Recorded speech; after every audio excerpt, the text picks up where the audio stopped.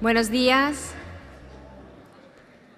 Bienvenidos a la 7ª edición del Foro de Industrias Culturales, organizado por la Fundación Santillana y la Fundación Alternativas, este año con el título Cultura o Barbarie, 10 propuestas al borde del abismo. Le paso la palabra a don Nicolás Sartorius, vicepresidente ejecutivo de la Fundación Alternativas.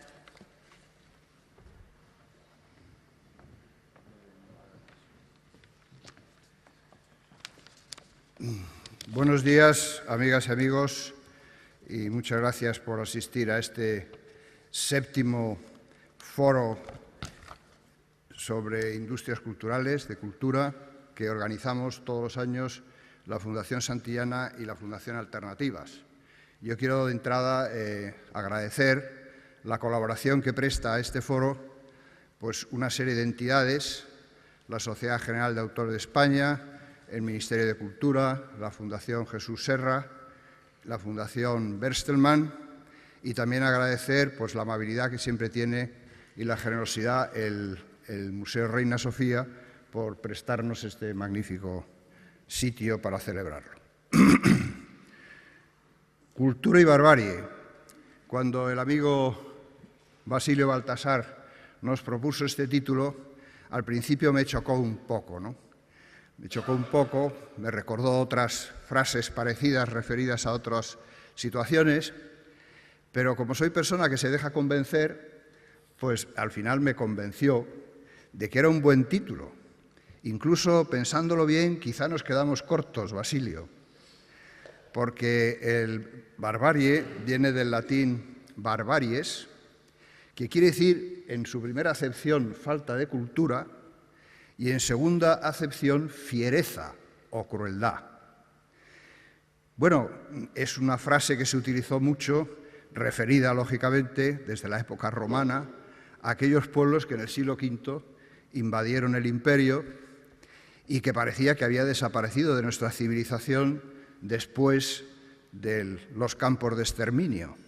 Pero, en fin, no ha sido así. Porque, pensándolo bien, ¿acaso, por ejemplo, no podemos considerar que es una forma de barbarie que el Mediterráneo se haya convertido en un cementerio de seres humanos? ¿O ver caminar a millones de personas por caminos y vías férreas, huyendo de la guerra y la miseria, de los múltiples bombardeos en Siria, en Irak, en Libia, en Yemen, en Afganistán? Son manifestaciones, en el fondo, de barbarie. O cientos de miles de personas que viven hacinadas, los llaman ahora campos de internamiento, pero que en realidad son campos de concentración. Lo que pasa es que no hay cámaras de gas como los de entonces, pero son campos de concentración que hay en Líbano, en Jordania, en Gaza, en Turquía, en varios países de Europa. Es decir, todo esto son manifestaciones de barbarie, producto de esas mismas guerras y de esa misma miseria. O qué decir de las vallas que se están levantando, muros y vallas. Los franceses los llaman barbelés. Bueno, pues en Estados Unidos, en México, en Hungría, en otros países de Europa. O sin ir más lejos, para no cansarles, que estemos destruyendo nuestro ecosistema a pasos agigantados. Yo creo que todo esto son manifestaciones de esa barbarie que al principio me chocó como título, diciendo no estaremos exagerando, es un poco tonante este título. Hace muchos años leí un libro, se lo comenté un día a Basilio, hoy inencontrable, que yo creo que ha leído hoy poquísima gente, que se llama Las ruinas de Palmira. Las ruinas de Palmira es un libro del conde de Volney, que era un aristócrata francés, culto, que había ya desde su juventud abrazado la causa de los transparentes. Era una metáfora sobre las ruinas a las que podría conducir El capitalismo salvaje. Es un libro del siglo XIX, escrito antes de la Primera y de la Segunda Guerra Mundiales. Y el otro día, esas ruinas de Palmira, a las que se refería como metáfora el conde de Volney, fueron destruidas por la expresión de la madre de todas las barbaries, el Daesh o Estado Islámico. Pues bien, si levantara la cabeza el conde de Volney, comprobaría que no quedan ya ni las ruinas de las ruinas. Por eso creo que es acertado que este foro esté bajo el título de Cultura o Barbarie, porque la cultura es lo opuesto a la barbarie, a la ignorancia, a la crueldad. Yo diría más, a lo susceptible de manipulación, a la prevaricación intelectual, que también la hay. Muchos han preguntado cómo fue posible el nazismo en un pueblo que pasaba por ser el más culto de Europa. Se decía que era el más culto de Europa. Pues bien, porque la cultura no es solo información y conocimiento, o información y o conocimiento, que también, sino juicio crítico más consistencia ética. Es decir, conciencia no manipulable, que da valor, que tiene valor y que le da valor para resistir a esas manipulaciones. Porque a la barbarie, amigas y amigos, se llega generalmente a través de la manipulación y de la inmoralidad, a la masiva prevaricación intelectual que no tiene respuesta. Hoy asistimos a un nuevo asalto a la razón, por medio de dos grandes depredadores de la razón y de la cultura, las religiones fanatizadas y los nacionalismos sectarios y excluyentes. Por eso es tan esencial el rearme cultural como antídoto frente al sectarismo, la exclusión, la manipulación. La cultura presupone visiones complejas, plurales, con vocación universal, que no admite fronteras.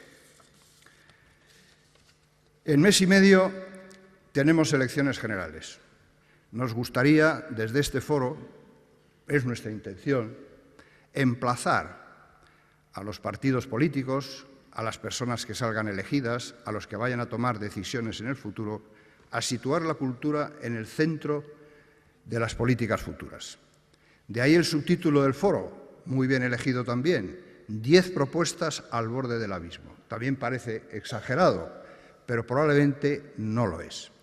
No se trata de que esas 10 propuestas las hagamos nosotros, sino los participantes en este foro, los sectores culturales, los creadores, los gestores, las industrias, los actores políticos y sociales, en última instancia. Se trata de emplazar a nuestros futuros representantes y gobernantes a que sean, en lo posible, cultos y sitúen la cultura en el centro de las tareas de gobierno y legislativas para evitar estas dos cosas, la barbarie y el abismo. Muchas gracias.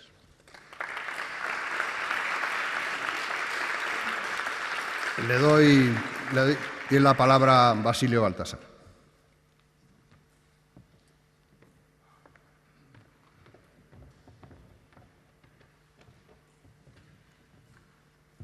¿Qué tal? Buenos días. En los debates y conversaciones que organizamos, últimamente he echado en falta una costumbre que creo que sería muy sana, y es que después de cada intervención hubiera un minuto de silencio, el tiempo imprescindible para poder digerir todo lo que hemos escuchado. Y de todo lo que ha dicho Nicolás, efectivamente, no estaría nada mal cultura o crueldad, porque cada vez que alguien desde el Estado toma la decisión de no invertir en cultura, es alguien al que se abandona a la ignorancia. Y eso es crueldad. Este foro, bueno, doy las gracias a todos los que vais a participar en las sesiones de hoy, a todas las instituciones que nos acompañan ya desde hace 7 años en la organización y en la convocatoria de este foro. Pero quería deciros que este foro debería comenzar recordando lo que todo el mundo sabe. Raras, muy raras, son las veces en las que un candidato habla de cultura. Va a empezar la campaña electoral y tendremos oportunidad de comprobarlo. Y este comienzo debería bastar para diagnosticar la carencia fundamental de nuestro país. Los partidos que se presentan a las elecciones consideran a la cultura como la menos urgente de sus prioridades. Y nos gustaría saber si esta omisión a la que llegan, quizás a través de las encuestas detectando un difuso desinterés de la población, o si es el desdén de los políticos por la cultura el resultado directo de su personal e intransferible ignorancia. No lo sabemos, ni tampoco ahora tenemos tiempo de averiguarlo. Lo que nos apremia a todos es la conciencia de un dilema que se impone de una manera rotunda. Una sociedad inculta es una sociedad fracasada. Disfrazar esta sentencia con la tradicional alegría española, camuflarla con festejos populares o con el jolgorio de la industria del entretenimiento, es consolidar, aceptar y decretar lo inevitable de este fracaso. Y de ahí proviene la acritud también detectada y percibida por Nicolás en su primera reacción, la acritud de nuestro discurso, de nuestro radical discurso, o cultura o barbarie. Todo lo que ha inventariado Nicolás está implícito en este dilema. O la cultura, sabéis que podemos tener muchas definiciones para cultura, pero quizás deberíamos detectar cuáles son los síntomas más claros. La cultura que proporciona discernimiento, conciencia, identidad, virtuosismo, erudición, criterio y buen gusto. O cultura, digo, o la desordenada barbarie de los indocumentados que hablan de lo que no saben, farfullan, proclaman, dictan e imponen su torpe horizonte intelectual, su tenaz complejo de inferioridad y su petulante y vanidosa ignorancia. Podemos hacer un inventario también apresurado de la barbarie que acarrea la incultura, la estulticia, el ruido, la banalidad, la sumisión, la indolencia, la palabrería, la charlatanería, la celebración del engaño, la sintaxis tartamuda que vemos cada día en la televisión. No sé si podemos definir de una manera satisfactoria y completa la cultura, pero sí podemos reconocer algunas de las cualidades de un hombre y de una mujer culta.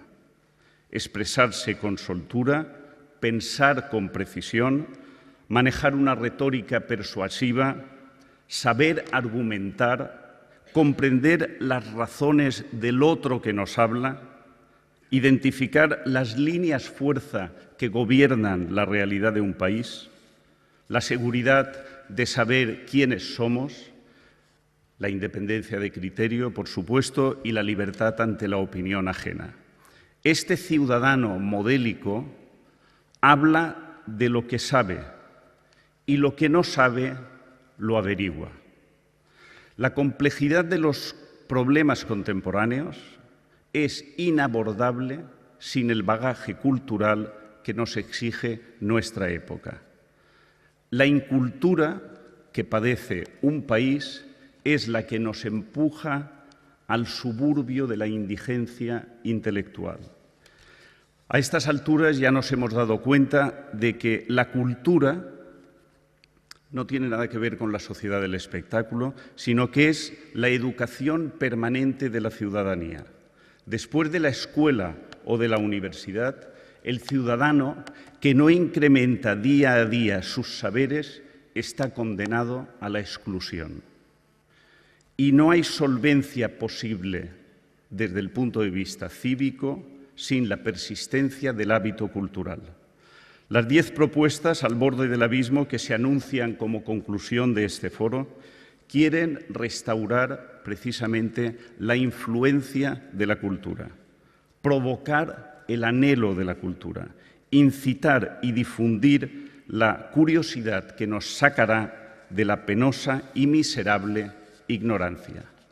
El modo en que la sociedad adquiere conciencia de sí misma, desarrolla modos civilizados de convivencia, comprende radicalmente la información que le concierne, el discernimiento que la consolida como comunidad política, depende exclusivamente de sus hábitos culturales.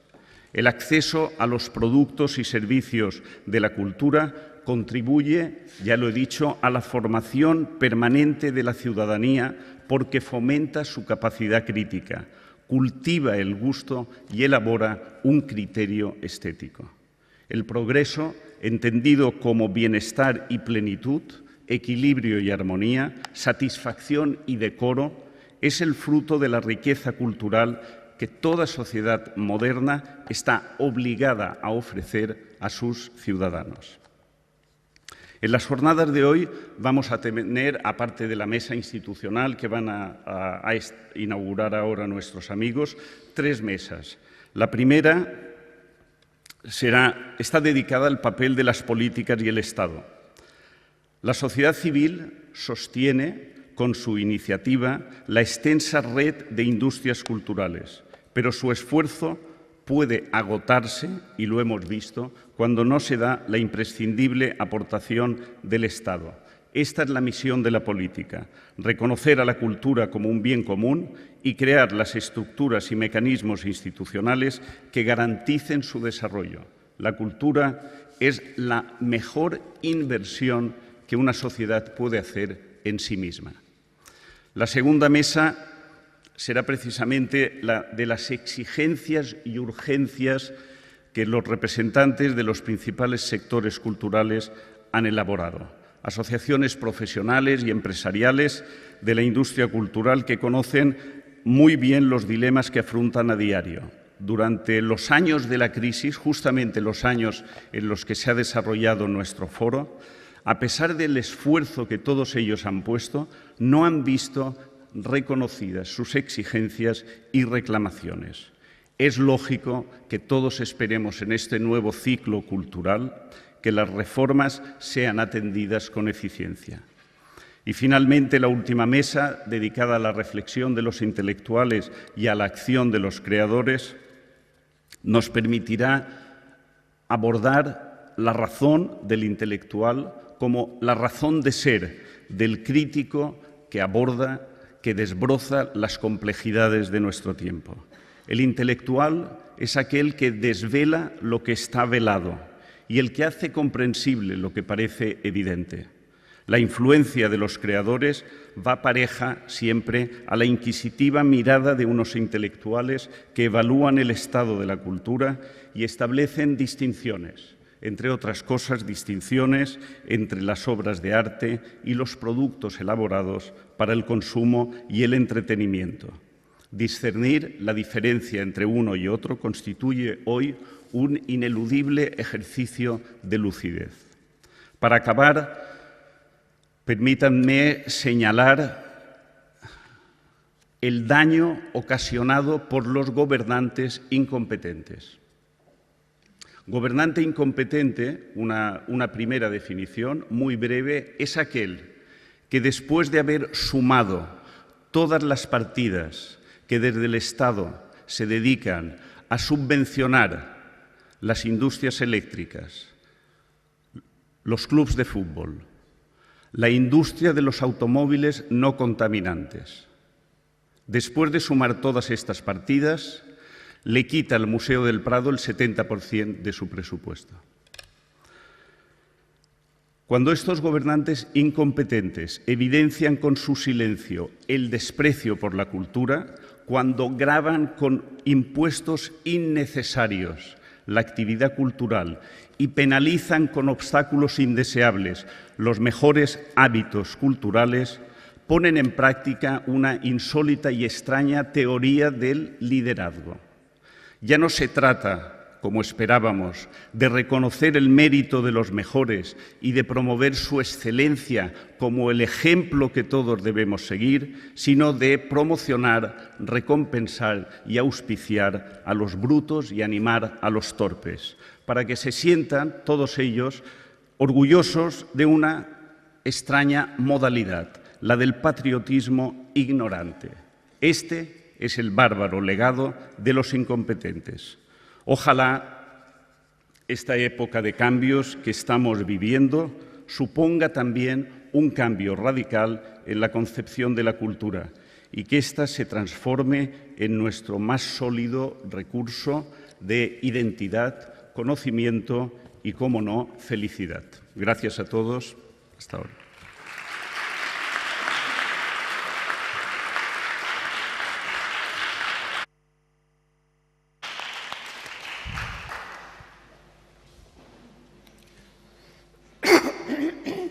Gracias a Nicolás y a Basilio. Tiene la palabra ahora José Luis Acosta, presidente de la Sociedad General de Autores y Editores de España. Bueno, ahí mismo, si quieres.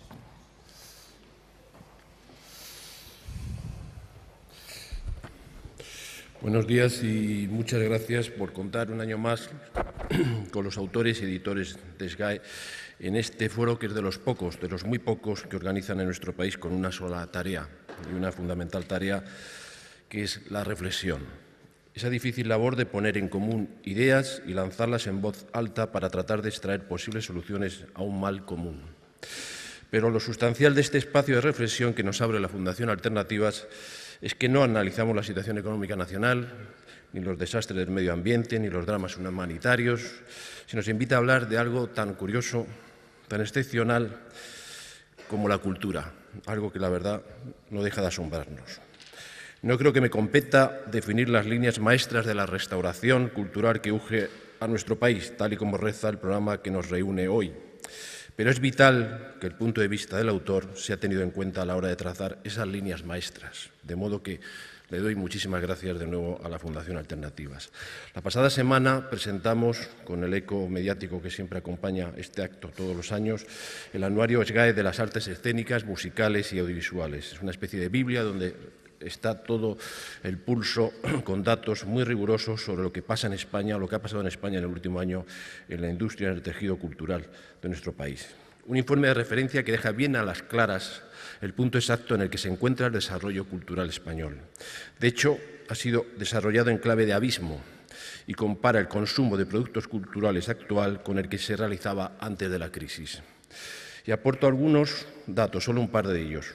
Pese al ligerísimo repunte en el número de espectadores que el pasado año acudieron a espectáculos de artes escénicas, el descenso neto desde el 2008 fue de casi un 30%, organizándose un 31,9% menos de espectáculos. Los conciertos de música clásica se han reducido en casi un 20% desde el 2008. Pero tampoco la música popular se salva, porque también se redujeron en casi un 32% los espectáculos, dejaron de acudir también casi un 36%. Y eso de que los partidarios del todo gratis en la red aducían que los creadores no vivirían de la venta de sus obras, pero podrían hacerlo de sus interpretaciones en vivo. Pero como anclarnos en el pasado y decir que todo está mal no es la solución, ni en SGAE, os puedo asegurar, lo sabremos de sobra, no nos queda más remedio que ser optimistas y pensar, y en eso soy muy optimista y de luego con el cargo que presido debo serlo mucho más, que hay luz al final del túnel. Estamos en un momento perfecto para arrancar compromisos de nuestros responsables políticos, los responsables públicos, a las puertas de unas elecciones generales muy abiertas y a las que la industria cultural llega como hermana pobre, pidiendo auxilio sin que sean necesarias demasiadas explicaciones. De sobrado conocimiento público el cierre de teatros, de cines, de locales, de conciertos, la reducción de las programaciones públicas y el IVA. Pero es que es mucho más. Estoy firmemente convencido de que estamos aquí no por la crisis económica que apartó al público de las salas, sino por las malas políticas de gestión realizadas antes de todo eso. Así pues, una vez que está claro dónde radica el problema, los autores proponemos 3 pilares básicos sobre los que el legislador debería sentar la toma de decisiones en materia cultural. Creo que se nos está olvidando que todo el pilar de la industria cultural, toda la industria cultural, toda la cadena de valor de Internet parte de una sola persona o parte del autor. Y eso se nos está olvidando cada vez más. Cada vez más los derechos conexos valen más, cada vez más los derechos de autor valen menos y cada vez menos dinero llega al creador. Y eso es una barbaridad. Y la palabra barbarie, que tanto se va a mencionar aquí hoy por la mañana, aquí sí que cuela perfectamente bien. El autor es el origen de todo el proceso cultural. El autor es el origen de una industria y el autor es lo que da la imagen de un país y de una cultura. Sin la idea que da origen a un trabajo creativo, no habría intérprete, ni productor, ni editor, ni programador, ni representante, ni muchas de las profesiones que integran la denominada economía naranja. En segundo lugar, creemos que es necesario, lo reiteramos y lo repetimos, y lo volvemos a decir una y otra vez en todas las reuniones que mantenemos con toda la clase política. Se ha dicho muchas veces, pero yo creo que ahora es mucho más necesario que nunca, un pacto de Estado por la cultura. No es posible que con cada cambio de orientación política de un gobierno se modifiquen las reglas básicas que regulan el trabajo de los y las profesionales de la creación. Es necesario un compromiso a largo plazo entre los principales actores sociales, políticos y culturales y que cierre de una vez viejas heridas del pasado y abra la puerta al mutuo entendimiento en beneficio de todos. Y recordar también el artículo 44.1, que a veces también se nos olvida la Carta Magna, la Constitución, que es, y bien dice clarísimamente, los poderes públicos promoverán y tutelarán el acceso a la cultura a la que todos tienen derecho. En virtud de estos tres pilares, entro en materia para lanzar algunas ideas, y voy a ser muy breve, retos a corto plazo que podrían resultar útiles para empezar a escalar hacia una salida y hacia la luz.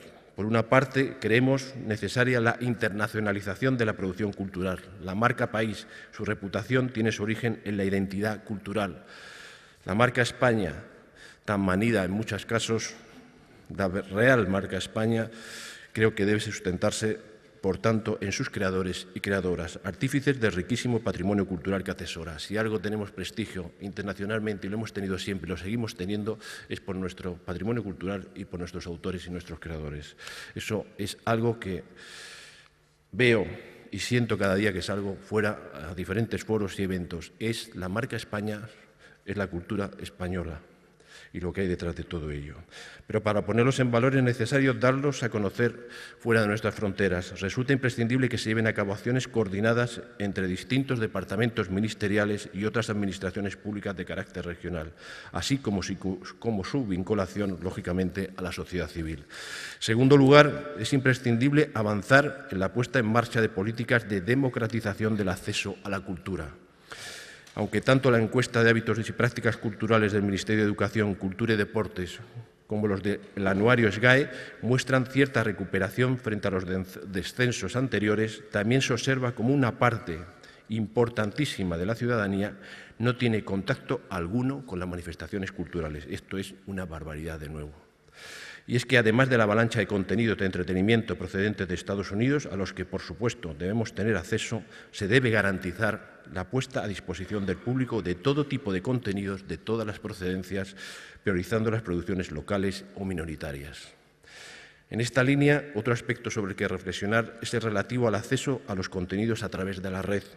El campo de posibilidades para la difusión de obras culturales que ofrece Internet es inabarcable.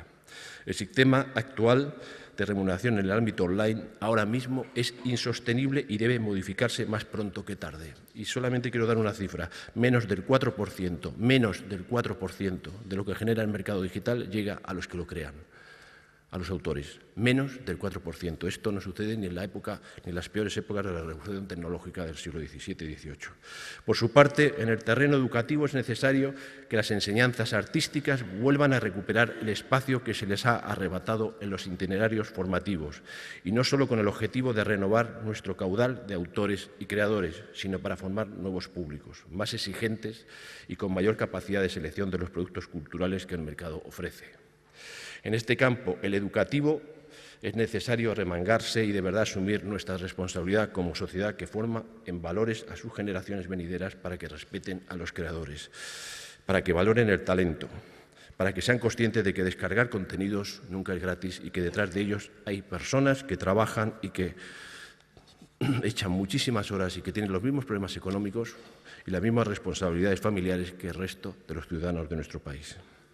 Según los datos del último Observatorio de la Piratería y Hábitos de Consumo de Contenidos Digitales, el 87,94% de todos los contenidos digitales consumidos en España en el 2014 fueron piratas. Y sí que hubo enriquecimiento por parte de alguien, porque ese mismo informe señala que más del 71% de los portales con contenidos ilegales está financiado por publicidad. Hay unos señores que se les puede llamar perfectamente ladrones que se enriquecen con el trabajo de otros. Llámenlo ustedes como quieran, pero seguimos con una tibieza absoluta legal en este sentido. Todas las webs que se han cerrado no han sido por la nueva ley de propiedad intelectual, han sido simplemente por unas demandas de tipo civil o penal, no por la nueva ley de propiedad intelectual, que tarda más de 20 meses en hacer eficaz o efectiva la demanda, cuando ya evidentemente el producto cultural o el producto que se pretende vender en la red ya ha sido vendido, ha sido perfectamente consumido y ha perdido cualquier tipo de interés comercial. Y para finalizar, solo quisiera recordar que aunque la SGAE continúe trabajando como el resto de colectivos aquí reunidos por la Fundación Alternativas, en que se respete el trabajo de nuestros socios, el papel de lo público es consustancial al sector cultural.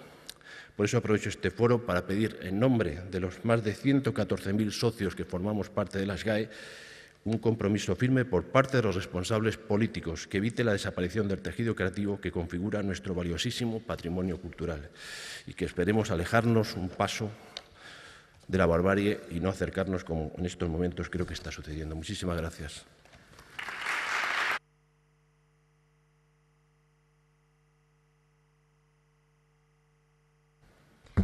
Gracias, José Luis.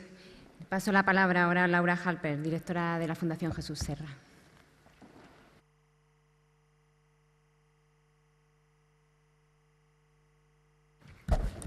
Hola, buenos días a todos. Primero, dar las gracias a Fundación Alternativas y Fundación Santillana por contar con nosotros un año más para participar en este foro. La Fundación Jesús Serra colabora con Fundación Alternativas casi desde nuestros inicios. En un determinado momento surgió la necesidad de identificar un proyecto concreto en el que estar presentes y gracias al asesoramiento de Carlos Carnero pensamos que la mejor opción era el apoyo a actividades culturales, más concretamente la participación en este foro. La razón de esta decisión es que el apoyo a la cultura está en el ADN de la Fundación Jesús Serra, básicamente música y poesía. Ambas aficiones destacadas del fundador del Grupo Catalán Occidente, don Jesús Serra, de quien toma nombre la Fundación. Dentro de las actividades que realizamos, cabe destacar las siguientes. Patrocinamos la gira de conciertos del ganador del concurso internacional de piano María Canals desde el año 2007 y paralelamente a estos conciertos patrocinamos una acción que se llama Pianos en la calle que hemos desarrollado en Madrid, Barcelona, Bilbao y Sevilla con un gran éxito de acogida todos los años. Por otro lado, realizamos un concurso de poesía en catalán y castellano, que este año va por su 9ª edición, en el que se presentan más de 1000 poesías de 35 países diferentes. También colaboramos con Fundación Orfeo desde el año 2011 en la celebración del certamen Intercentros Melómano, al que se presentan jóvenes intérpretes de grado superior y grado profesional de diversos conservatorios españoles. Y por último, aunque no está dentro de nuestros patrocinios más relevantes, hemos tenido colaboraciones puntuales con el Museo Nacional de Arte de Cataluña, el Museo de Arte Contemporáneo de Barcelona, el Guggenheim y hemos realizado la edición de un libro sobre el yacimiento de Atapuerca. Como veis, estamos muy involucrados con el tema cultural. Nuestra intención es seguir manteniendo el apoyo a las actividades culturales, al ser una de las principales áreas de actuación de la Fundación, sin dejar de lado nuestras otras áreas como es la investigación, otra área muy afectada por la crisis. En ello colaboramos con un programa de investigadores visitantes con el CENIO, el CENIC y el IAC. Luego también fomentamos el deporte mediante la realización de un trofeo de esquí y un campeonato escolar de tenis en Cataluña y sobre todo también colaboramos en temas de solidaridad con Manos Unidas, África Digna o Médicos Sin Fronteras. Para finalizar, quería destacar la relevancia de este foro al poner de manifiesto la importancia de la cultura para potenciar la creatividad de una comunidad o como forma de educación permanente, como ya han comentado aquí, y resaltar la necesidad de una alianza entre los distintos sectores para la protección y el fomento de la cultura en nuestro país. La inversión en cultura es mucho más que un número en un presupuesto para guardar las cuentas y espero que, muy sinceramente, que todos aquí optemos por cultura y no por barbarie. Muchas gracias.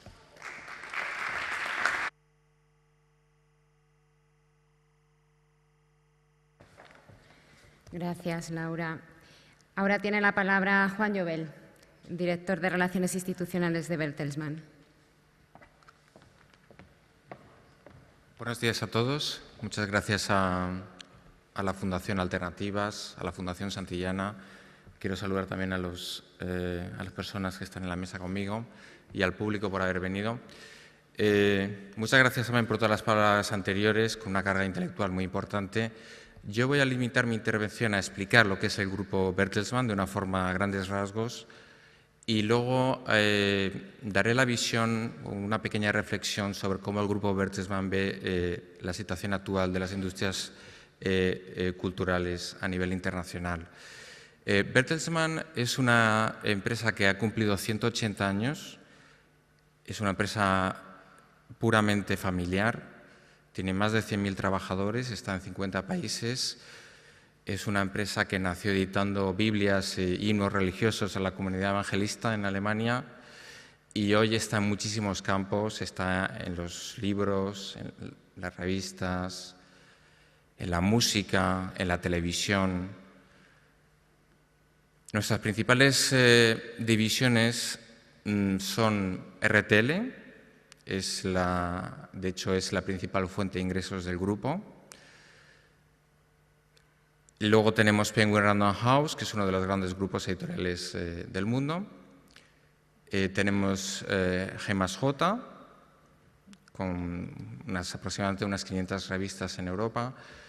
Y bueno, tenemos otro tipo de negocios, la música, tenemos servicios y también nos estamos expandiendo hacia el campo de la educación.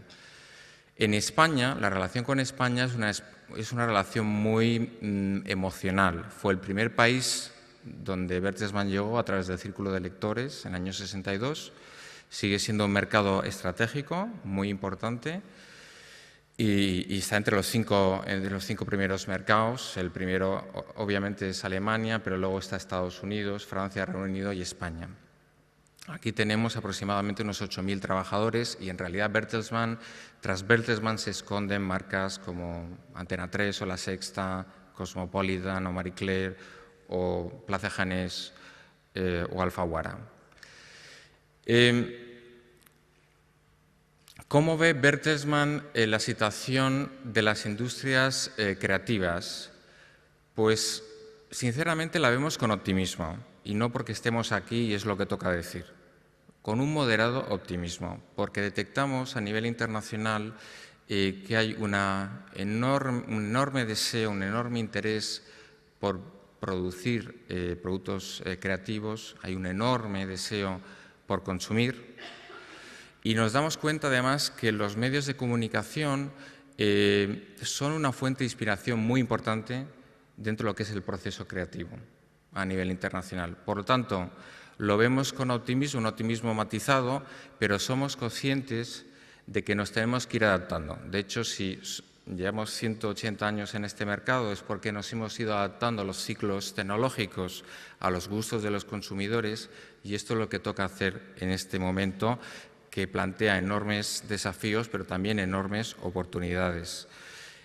Nosotros hemos diseñado una estrategia que es simple pero clara.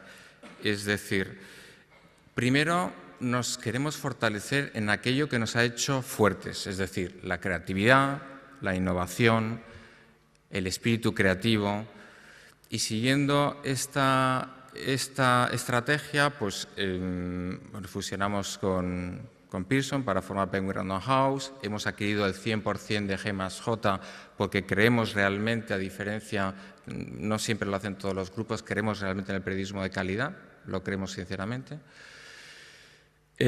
Nos estamos digitalizando, por supuesto, estamos adentrándonos en todo tipo de plataformas, nos estamos abriendo todo tipo de negocio, pero sobre todo estamos intentando que todas las personas que trabajan en el grupo, todos los ejecutivos entiendan el proceso de digitalización, es decir, el cambio de mentalidad. Eso es algo que para nosotros es muy importante.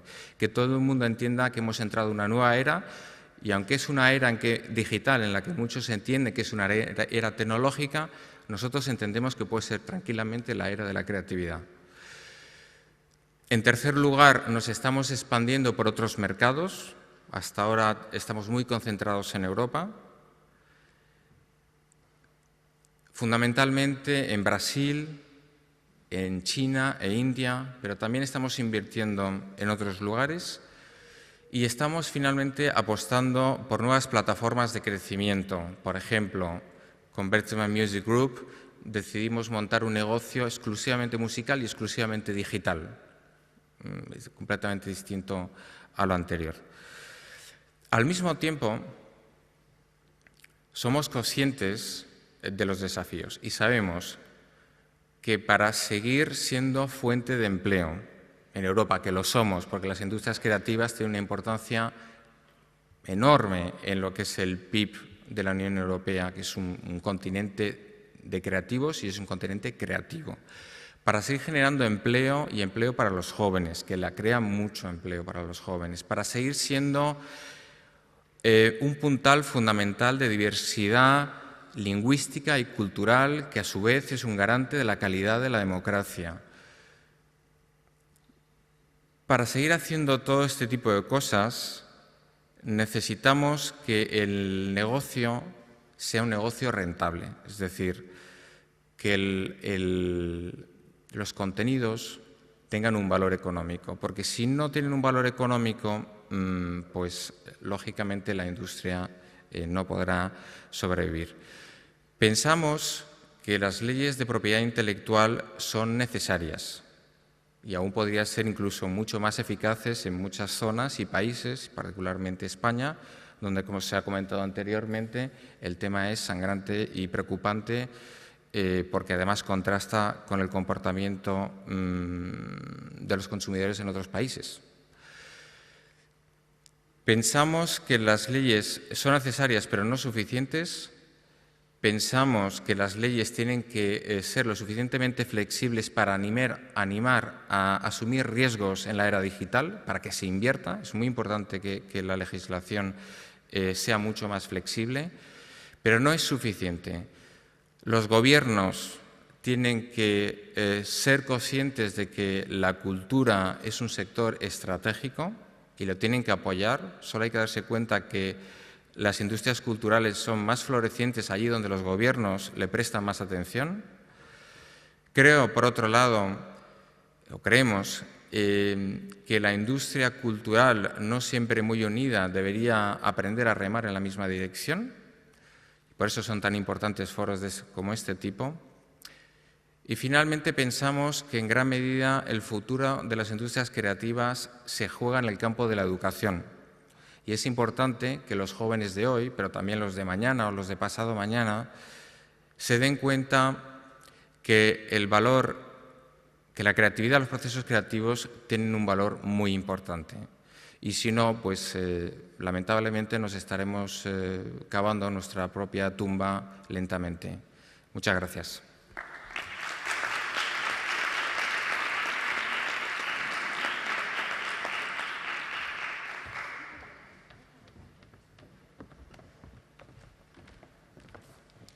Bueno, pues parece que tenemos suerte esta mañana porque ha llegado justo a tiempo don José Pascual Marco Martínez, director general de Políticas e Industrias Culturales y del Libro de la Secretaría de Estado de Cultura, al que le paso la palabra después de tomar un poco de aire.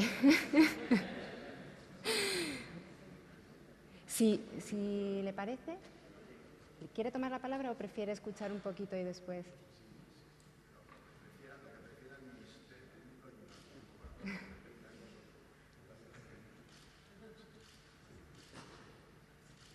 Bueno, pues entonces toma la palabra el señor director general.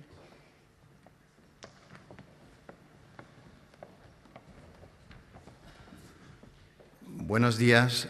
Estoy encantado de estar aquí en estas jornadas. Lo primero que tengo que hacer es pedir perdón por llegar tarde, pedir perdón humildemente. Ha habido una emergencia en el Ministerio. No quiero echarle la culpa a uno de los ponentes de la siguiente mesa, pero tiene la culpa, le vamos a dejar en el anonimato.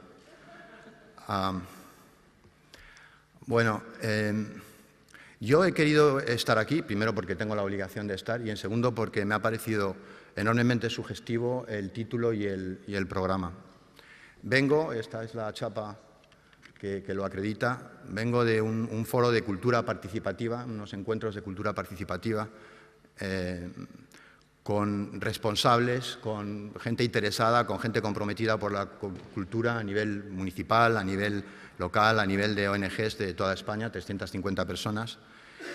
Y ha habido un debate muy interesante sobre lo que es lo público, entendido como los poderes públicos ofreciendo oferta cultural, poniendo en la mesa oferta cultural para el ciudadano, lo participativo, los ciudadanos retomando lo público y utilizando lo que se les ofrece desde lo público, y lo común que son pues, una asociación, una ONG, un movimiento, y las virtudes de cada uno de ellos. Y ha sido realmente un debate interesante. Pero yo creo que lo más interesante de ese foro y lo más sugestivo de estas jornadas es, hay una forma de definir la cultura que está implícita en el programa, que es que la cultura es simplemente la manera en que tenemos los seres humanos de convivir socialmente y de convivir políticamente. Cuando se habla de son politicón no quiere decir que todos seamos políticos al estilo moderno, políticos profesionales, pero sí que el ser humano es participar en la vida de tu polis, sea esa polis tu ciudad, o sea un pueblecito, o sea tu asociación de vecinos, o sea el Estado en el que tienes derecho a pertenecer. Y en el mundo globalizado en el que estamos, la polis también es los grandes debates y los grandes temas internacionales. Y en ese sentido de polis, como el espacio en el que vivimos y convivimos y que tenemos que reclamar, Habermas decía que la polis, la ciudad, era el sitio donde el poder se hacía visible, la fotografía de nuestra sociedad. Y este tipo de jornadas nos deben de hacer pensar con qué fotografía estamos teniendo de nuestra sociedad y de nuestro poder. Por ejemplo, aquí en Madrid, qué fotografía de espacios públicos, qué fotografía de espacios culturales, qué relación entre los poderes públicos y la oferta cultural espectacular, ostentatoria, el ciudadano como consumidor, como espectador, o el ciudadano que tiene que crear todos los días y reclamar lo público. Yo, sin ser en absoluto experto en Grecia clásica, y aquí veo a alguno que sí que lo es, y corrigiendo posibles errores, quería recordar la Grecia de Esquilo, el teatro griego. Un espacio público, precisamente, que en todas las ciudades griegas clásicas ocupa el sitio de privilegio dentro de la ciudad, porque es el sitio de creación de política y de creación de cultura dentro de la ciudad. Y en el teatro griego, en el Festival Trágico de Atenas, al principio subían al escenario las viudas y los huérfanos de las guerras de Atenas, de las batallas de Atenas, y llevaban en sus brazos el tesoro público de la ciudad. Y luego se producía la obra de teatro, el espectáculo, la tragedia, la relación con el horizonte utópico, la relación con el destino. Yo no quiero interpretar exactamente el significado de ese ritual, porque todo ritual y todo mito tiene muchos significados, pero sí que creo que expresa una íntima conexión entre la vida pública, la vida política y la cultura. Y yo creo que de eso se trata quizá en estas jornadas. Muchas gracias.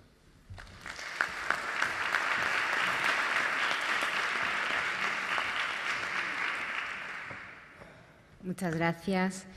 Tiene ahora la palabra Emiliano Martínez, vicepresidente de la Fundación Santillana.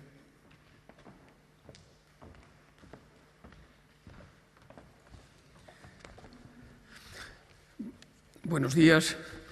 Vamos a ir cerrando esta amplia presentación del foro y en nombre de una de las entidades promotoras de la Fundación Santillana, quiero ofrecerles una cierta reflexión que arranca con una satisfacción por haber llegado a esta 7ª edición. Ya sé que no son tiempos estos en que el 7, y creo que ningún otro guarismo, tenga ningún valor ni mágico ni simbólico, pero es indicador de que se trata de una iniciativa asentada. Lo es ciertamente viendo el programa, los temas, las entidades, los portavoces, y viendo igualmente el respaldo de ustedes, que en una mañana de un día laborable haya un centenar de personas acompañándonos. El foro ha hecho esta trayectoria manteniendo el mismo objetivo, que no es otro que propiciar el debate sobre la situación y sobre el papel de la cultura en nuestra sociedad. Y manteniendo igualmente el mismo procedimiento, que es dar la palabra a los actores culturales, a creadores, intelectuales, sectores y gremios, y manteniendo las referencias como son el acceso y la participación de los ciudadanos en la cultura. Reunir a las diversas industrias culturales es un hecho destacable en una sociedad tendente a diferenciarse, a distanciarse. El foro auspicia crear una conciencia global, algo que es previo a cualquier visión más o menos compartida, sobre los retos comunes a todos los sectores culturales. Y finalmente, y con ello termino, por lo que se refiere a esta edición, y aunque la importancia de las políticas públicas es obvia y en tiempos electorales es una tentación e incluso una oportunidad para reivindicarlas con mayor compromiso, esperamos más visión sociológica, más visión para la sociedad, por la relevancia de la cultura como soporte social y como fuerza civilizatoria. Muchas gracias.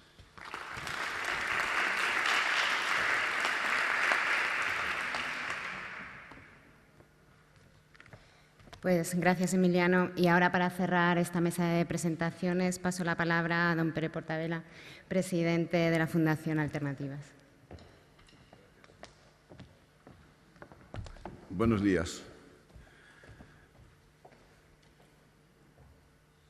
Muchas gracias por estar aquí. Y sin que sirva como precedente de protocolo, creo que estamos en un momento y una coyuntura en la que esos encuentros entre personas, primero, que escuchar más que hablar es muy importante y tener en cuenta, en todo caso, que el interlocutor es uno también de los nuestros. Partiendo de estos primeros comentarios y partiendo de la base de que estamos atrapados entre un pasado instalado en el presente y un futuro paradójicamente nos está pisando los talones. Me arriesgaré en mi intervención utilizando un recurso cinéfilo, el flashback, fugaz, muy rápido. Al final de la Segunda Guerra Mundial, el general de Gaulle forma su primer gobierno, en el que crea por primera vez el Ministerio de Cultura, asignando a André Malraux su gestión con el mandato explícito de situar la cultura por encima y al margen del mercado. En los 80, bajo la presidencia de Mitterrand, Jacques Lang afirma y comunica en nombre del gobierno: lo que es bueno para la economía es bueno para la cultura. Es en el momento en que se concentra en los acuerdos de Washington, precisamente, los economistas de Chicago entran y generan lo que después fue una burbuja, la separación de lo que es la especulación de dinero con dinero, en este caso lo que es el aspecto financiero, dejando y desconectando con la economía real e industrial, ¿no? O sea que de una política dirigida a los creadores se pasó a las empresas culturales bajo el subterfugio que la política dirigida a las creaciones acaba siendo dirigista e intervencionista, lo que provocó que la política de los gobiernos en materia cultural se limitase a la potenciación del hecho industrial de la cultura, la defensa de la identidad, la consolidación de la lengua, la conservación del patrimonio simbólico popular y arquitectónico, dejando a la intemperie toda la periferia a la creación. En definitiva, las ayudas son para los resultados, cuando lo que se debería invertir es en el proceso. Hace un año, en 2014, el Museo Reina Sofía convocó un foro de debate bajo el epígrafe «El nuevo rapto de Europa», aquí en este mismo auditorio, para salir al paso de una lógica financiera dominante que a cambio impone un precio impagable, la misma identidad de Europa como horizonte de cambio y emancipación democrática. Espoleado por esta urgencia dramática, estos encuentros como el de hoy, quieren contribuir a poner las bases de una agencia o gestión cultural y política radicalmente nueva, conscientes de la fragilidad y las contradicciones del sistema y del fin de las esferas públicas tradicionales. Una expectativa que en el marco de la internacional red de museos basada en la horizontalidad entre instituciones, pero también entre estas y la sociedad civil, con el objetivo de apuntalar un proyecto de unión que rompa la frontera entre el debate y la acción organizado en talleres y mesas redondas. En definitiva, un renovado pacto entre instituciones y sociedad civil. Se han acelerado los procesos de agotamiento de instituciones tradicionales, tanto como las emergencias y visibilidad de los cambios que se vislumbran en los talleres, las asambleas como lugar y espacio básico de reflexión, debate, consensos y discursos, en definitiva, la transversalidad como garantía del efecto expansivo y creativo de la inteligencia colectiva. Comparten proyectos, propuestas y la solidaridad partiendo del empoderamiento de los afectos. Son la gente, el nuevo sujeto político determinante, un salto cualitativo cultural. Generan mareas millonarias autoconvocadas por los mismos ciudadanos, preservando sin duda la legitimidad de las manifestaciones reivindicativas corporativas.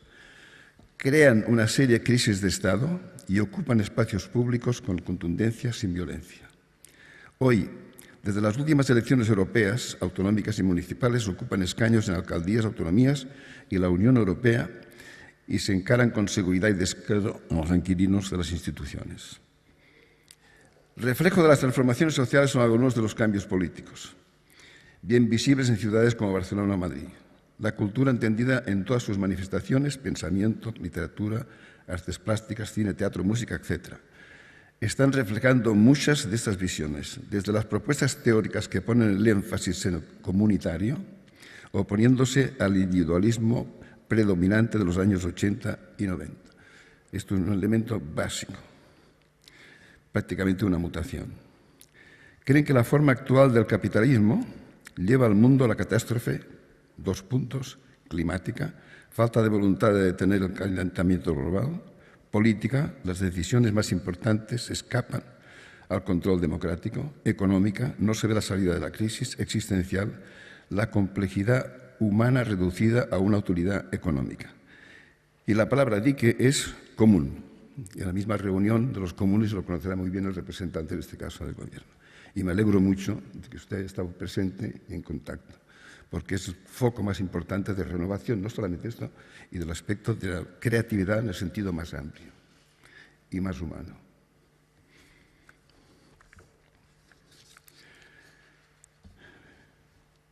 Hay un comentario, en este caso, que avala estas afirmaciones contundentes. Por ejemplo, la revisión del Tratado del Libre Comercio con la Unión Europea a requerimiento de Estados Unidos es un auténtico dislate monumental, ¿no? La concesión a Estados Unidos de una base para el almacenamiento y uso militar transoceánico en Morón de la Frontera, la distancia y el tiempo del disparo de un misil desde la base americana de Morón es el mismo que tarda el misil desde el objetivo a Morón de la Frontera. No hubo prácticamente debate. El dramático flujo imparable de mujeres. Se ha comentado aquí, no lo quiero reiterar, pero sí, que el fracaso, en este caso de los Estados de la Unión, como lugar de acogida, nos hunde ante la desolación en la vergüenza. Y en cuanto al tema del clima, cambio climático, ante la inminente Conferencia Mundial del Clima de las Naciones, con la participación de 155 países con el objetivo de conseguir un nuevo acuerdo que sustituya al Protocolo de Kioto para contener el calentamiento global por debajo de los 2 grados centígrados. Ni se conseguirá esta cota y hoy aún no hay acuerdo. Un filósofo francés comenta en estos días y desarrolla una fórmula metafísica. ¿Cómo ser en común? Una liberación del ser humano reducido a mercancía, sencillamente. El Comité Invisible, un colectivo francés, cuyos manifiestos son ávidamente leídos en las universidades europeas, descubre cómo los efectos de la crisis han logrado arrancarnos del individualismo y sentir que el destino de uno está vinculado al destino de otros, para autoorganizar la vida en común. A eso se le llama también empatía, que no existe entre los Estados en absoluto de la Unión Europea.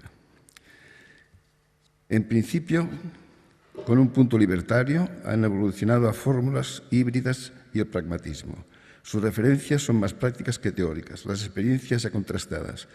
Para empezar, dicen que hay que entender qué es el neoliberalismo, que se lo ahorro comentarlo porque esto es obviamente de conocimiento por todo el mundo. No es difícil deducir que nos enfrentamos a un sistema de estructuras todavía con gran capacidad y disponibilidad para ir asimilando lo susceptible de ser digerido y vendido, acompañadas siempre de la debida contundencia en el momento de dejar en vía muerta todo lo que no entra o no tiene cabida en los sofisticados mecanismos de asimilación y rechazo. A nadie, yo creo, se le ocurre calificar de artísticas las ocupaciones de las plazas del 15M.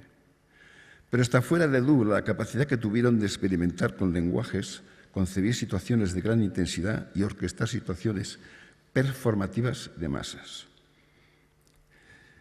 Esto es una formulación seria desde en cuando se trasciende el hecho corporativo con reivindicaciones perfectamente legítimas y se salta a lo que es un proceso que moviliza, motiva, emociona y hace partícipe de algo más de las reivindicaciones legítimas concretas. Y es el imaginario de imaginar y hacer realidad en el imaginario el hecho de que un mundo posible no es que sea mejor, es que es urgente. Ahora el reto es democratizar las instituciones. Por ejemplo, el intento de crear un patronato desde abajo en el MACBA por parte de Manuel Borja Villel, actual director del Reina, es un buen referente de cómo se ha de abrir la ciudadanía al gobierno de las instituciones culturales. Fue un intento que, naturalmente, no cuajó aún. La práctica artística ha de convertirse en una muestra de resistencia a un modelo que pretende mantenerse con obstinación en un espacio de relaciones cada vez más jerarquizado, difuso, globalizado y estandarizado. Esta distancia estratégica es fundamental con respecto al poder, detente quien lo detente. Jesús Carrillo, responsable de los programas de Reina Sofía, profesor titular de la Universidad Autónoma de Madrid, en la presentación inaugural del foro decía que para generar esta nueva lógica y esta nueva ética en el propio museo, que la propia institución e incluso la propia práctica artista no lo pueden hacer solos para convertir el museo en una institución realmente crítica. Solo pueden serlo si se vincula con una crítica más extensa del rol de las instituciones y un vínculo más directo y más íntimo con las dinámicas constituyentes de la sociedad. Nada está fuera de esto. Un patrimonio que ya no es, y esto es importante, ya no se relaciona con la genética nacional. Un legado de amantes y bastardos. Un patrimonio de cualquiera independientemente de la frontera nacional y el flujo del capitalismo global. Todo esto exige una crisis profunda sobre la propia noción y funcionamiento del museo como lugar de acumulación de propiedad. En este contexto, las instituciones culturales han visto desbordada la misión de mediación en la que debían originalmente su existencia y se debaten a menudo entre la futilidad del espectáculo y su instrumentalización directa por el poder. Demuestran una creciente inadecuación como vehículos de transmisión de las dinámicas y apariciones de la sociedad. Y en situaciones traumáticas como las actuales se evidencia claramente su incapacidad de generar marcos de referencia éticos, estéticos y epistémicos válidos. El grado de adecuación no ha de ser medido en datos cuantitativos de asistencia o beneficio económico, sino en la capacidad de responder a procesos vivos de construcción social. La sensación de pérdida que se generaliza en el momento presente deriva no solamente del desmoronamiento de marcos institucionales y del desgaste de los dispositivos, sino de la dificultad de imaginar otros diferentes que respondan a las complejidades y potencialidades de las sociedades contemporáneas, más allá de las proyecciones más o menos utópicas. La solución no está en actualizarse continuamente respecto a los nuevos lenguajes y modernizarse tecnológicamente, ni en competir por generar una imagen atractiva y sin conflicto de lo contemporáneo. Esas reformas de naturaleza evanescente y especulativa no hacen más que contribuir a la situación de confusión general. En términos generales, puede afirmarse de manera bastante rotunda que en la actualidad ni las políticas públicas ni las iniciativas privadas filantrópicas apuestan de una manera firme y responsable por la cultura artística ni científica y por sus equivalentes liberadoras en el uso de la creatividad ya fuera del mundo del arte, sino que al contrario el producto es el producto de encargo o por encargo el que está ganando la batalla. La recompensa del inversor o del promotor, privado o público, es inmediata en términos financieros. Hace pocos días, el director del Museo del Prado, Miguel Zugaza, se dolía que bajo el azote de los recortes y la austeridad, se ha citado aquí además un último recorte, nadie levantó la voz para salvar el arte y salvarnos a todos, como si sí se aclamó en favor de la sanidad o la educación. Zugaza recuerda, hace pocos días, y en un medio de comunicación, que el arte es tan terapia como los hospitales y la enseñanza como los colegios, o mera decoración para cerebros limitados. Los museos no tenemos por qué tener éxito, y menos medidos por cifras de visitantes. Los tiempos de la política institucional no son los mismos que exigen las iniciativas de los ciudadanos que afloran con fuerza en los ámbitos sociales, económicos, culturales y ecológicos. Si bien la cultura es un bien de primera necesidad y, además, Montaigne, sabemos que nos instituye como personas. Las políticas culturales de los gobiernos tienden a potenciar el patrimonio simbólico, la certificación y la industria, porque la cultura genera desconfianza al poder político y la vinculación al negocio es la mayor forma de neutralizarla. Y voy terminando. En verano de 2014 apareció un manifiesto de iniciativa de científicos e investigadores avalado por centenares de ciudadanos. Última llamada. Y decía, estamos atrapados en la dinámica perversa de una civilización que si no crece no funciona y si crece destruye las bases naturales que la hacen posible. Tenemos ante nosotros el reto de una transformación de cambio análogo al de los grandes acontecimientos históricos como la revolución neolítica o la revolución industrial del siglo XIX al XX. Una civilización se acaba y hace falta construir una nueva. Si empezáramos hoy, todavía podríamos ser las y los protagonistas de una sociedad solidaria, democrática y en paz con el planeta. Por cierto, tan cerca del sentido común como de la incapacidad, la imposibilidad o la impotencia para alejarnos del abismo. La amenaza contra la autonomía de los creadores es, por tanto, una amenaza de la exclusión del debate público de los artistas intelectuales y básicamente procede de la interpenetración cada vez mayor del mundo de las finanzas, una vez más, y del de la cultura, así como de la manipulación política de la misma. La promiscuidad entre industrias culturales, inversores y programadores artísticos genera una superestructura de alcance mundial que somete a los creadores a un cedazo de modas y estilos, dejando jirones de creatividad por el camino. El mercado no puede ser el único indicador cultural. El archivo de nuestras memorias y la cultura en el mundo virtual, las redes sociales, la aceleración de las tecnologías más avanzadas, la informática, afectan al tiempo de pensar, tiempo de crear y tiempo de experimentar. De hecho, el espacio cultural está en plena mutación y esperemos que de mudanza.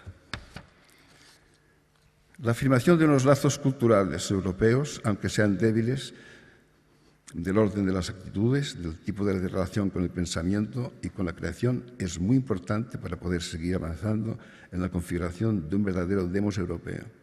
Es decir, la Europa política no será verosímil sin un espacio pluricultural europeo, que ponga en contacto la diversidad cultural del continente. La creación de un buscador europeo de la cultura que facilitara el acceso a la información sobre las artes y las humanidades en Europa. Los buscadores son poderes culturales enormes y es imprescindible. No podemos depender de Google. Europa debe generar instrumentos para dibujar sus caminos de confluencia para que lleguen al mundo. Generan nuevas maneras y formas de práctica política, transversal, dinámica, ampliamente participativa y fluida, capaz de asumir responsabilidades adaptables a la actividad institucional y de gobierno, con una mejor sintonía de accesibilidad hacia sus electores, una vía fundamental para poner en valor la democracia. El problema no es la democracia.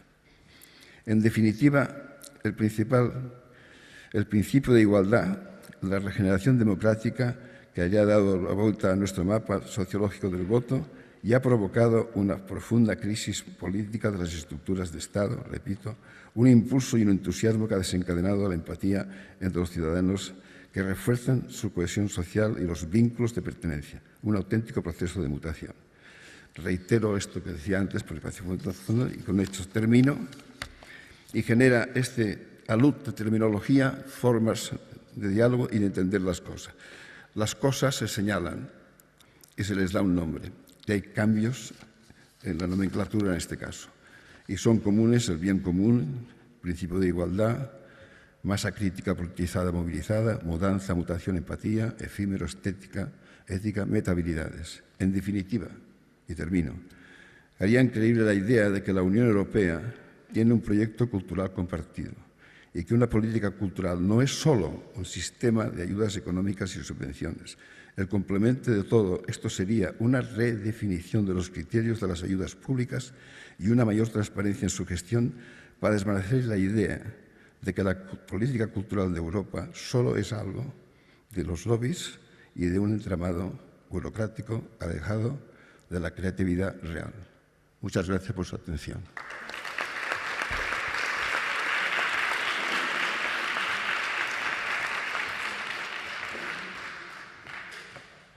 Muchas gracias, Pere. Ahora damos por concluida esta mesa y tendremos una pausa de unos 30 minutos para las 12:30 empezar con la siguiente mesa que tiene por título El papel de las políticas y el Estado. Muchas gracias.